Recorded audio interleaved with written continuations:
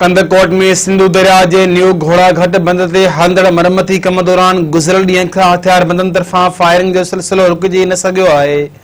Firing सां आपाशी अमलदारनि मरम्मती कम बंद कराए छॾियो। बंद जो मरम्मती कम बंद थियण करे पाणी जो ज़ोर वधी वियो आहे।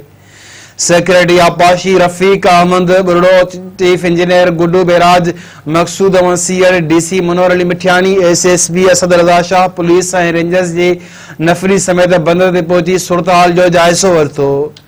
सेक्रेटरी आपाशी रफ़ीक अहमद बुरड़ो चयो त बंद ते मरम्मती कम कंदड़ अमले ऐं मज़दूरनि खे तहफ़ुज़ फ़राहम करण लाइ हिकमत अमली तैयार करे मरम्मती कम शुरू करायो वेंदो। सेक्रेटरी आपाशी चीफ इंजीनियर गुड्डू बेराज ऐं डीसी कश्मीर जी मौजूदगी में भी ھٿياربندن फायरिंग कई।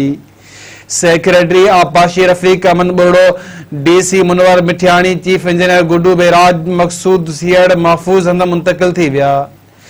आपाशी खाते जे अमलदारनि फायरिंग बंद कराइण ऐं मरम्मती कम शुरू कराइण लाइ राॼोणियूं कोशिशूं शुरू करे छॾियूं आहिनि।